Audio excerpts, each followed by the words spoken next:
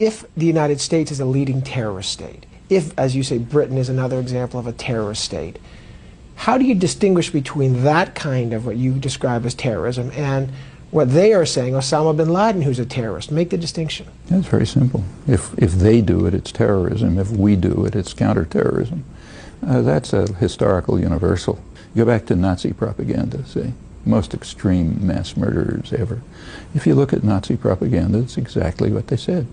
They said they are defending the populations and the legitimate governments of Europe. Well, let's talk about in the Middle East, for example, where Sharon says, we are experiencing terrorist bombings, and therefore we have to have a big operation in the West Bank and root out terrorism. And people say, hey, you're violating human rights. Yeah, this is the 35th year of a harsh, brutal, and vicious occupation, supported unilaterally by the United States, constant terror and atrocities.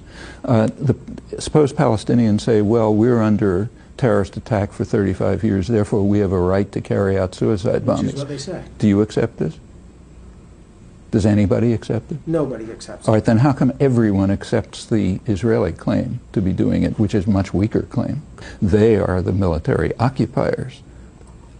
Those who defend suicide bombing, and there are very few, don't have a leg to stand on.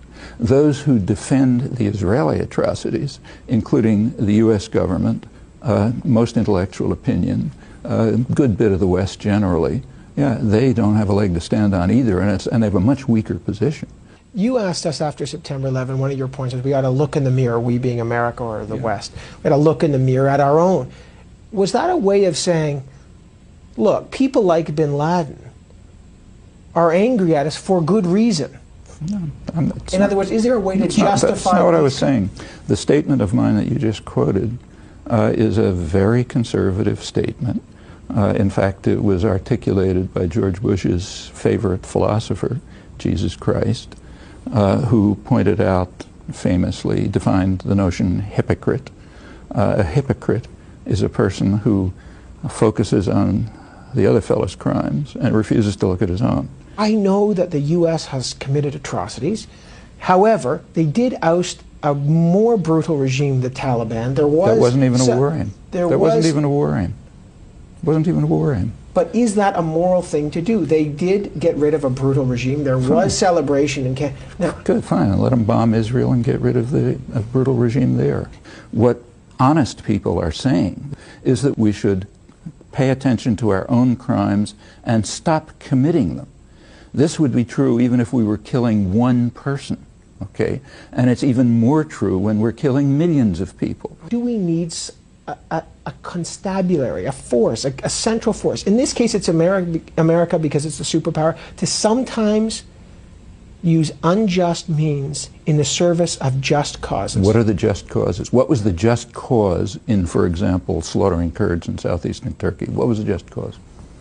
What was the just cause in supporting Suharto when he killed a couple 100,000 landless peasants in Indonesia, went on to become one of the biggest torturers in the world, and then slaughtered a third of the population of East Timor? What was the just cause? What was the just cause when we invaded South Vietnam 40 years ago, ending up killing millions of people, leaving the country devastated? They're still dying from chemical warfare. What was the just cause? Can I continue? Yeah, the just cause for people like Kaplan is we did it. Therefore, it's a just cause. You can read that in the Nazi archives, too. Let's take a look at the Middle East, but let's take a look at the facts. The facts are, for 35 years, there has been a harsh, brutal, miserable military occupation. In the United States, you cannot find a map. Here's what you find when you look at a map. 5 cantons, all surrounded by Israeli settlements, infrastructure development, and so on, which also incidentally guarantee Israel control over the water resources.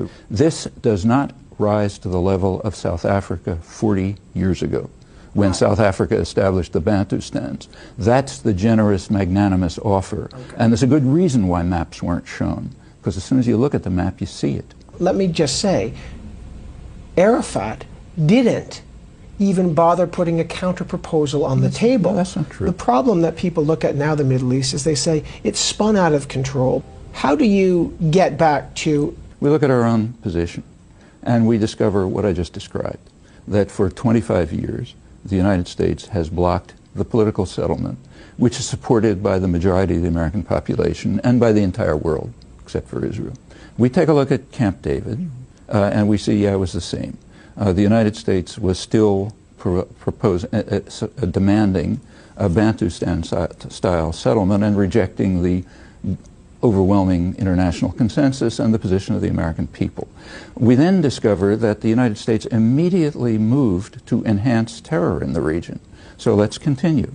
On September 29th, Ehud Barak put a massive military presence outside the Al-Aqsa Mosque, very provocative. When people came out of the mosque, young people started throwing stones, the Israeli army started shooting, half a dozen people were killed, and it escalated. The next couple of days, Israel used U.S. helicopters to attack civilian complexes, killing about a dozen people and wounding several dozen.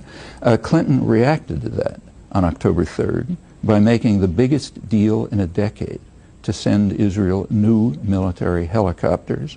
The U.S. press cooperated with that by refusing to publish the story. To this day, they have not published the fact. It continued. When Bush came in, one of his first acts was to send Israel a new shipment of the most advanced military helicopters in the arsenal. That continues right up to a couple of weeks ago with new shipments. On December 14th, the Security Council tried to pass a resolution calling for what everyone recognizes to be the obvious means for reducing terror, namely sending international monitors. The U.S. vetoed it. 10 days before that, there was a meeting at Geneva of the high contracting parties of the Fourth Geneva Convention, which has unanimously held for 35 years that it applies to Israel. The meeting condemned the Israeli settlements as illegal, condemned a list of atrocities, willful destruction of property, murder, trials, torture, and so on and so forth. What happened to that meeting? Oh, I'll tell you what happened to that meeting. The U.S. boycotted it. Therefore, the media refused to publish it. Therefore, no one here knows that the United States once again enhanced terror by refusing to recognize the applicability of conventions which make virtually everything the United States and the Israel are doing there a grave breach of the Geneva Conventions, which means a war crime. The United States is obligated as a high contracting party to prosecute violations of those conventions. That means to prosecute its own leadership for the last 25 years. Book writers like Bernard Lewis say what went wrong, that in fact there might be a clash of civilizations between an Islamic culture and a Western Judeo-Christian culture. They resent us, there's enormous amounts of hatred, and it goes back in history because of resentment. Yes, there's hatred against us. Why? In 1958, the U.S. government faced, we know from internal records, 3 major crises in the world. North Africa, Middle East, and Indonesia, all with oil-producing states, all Islamic states.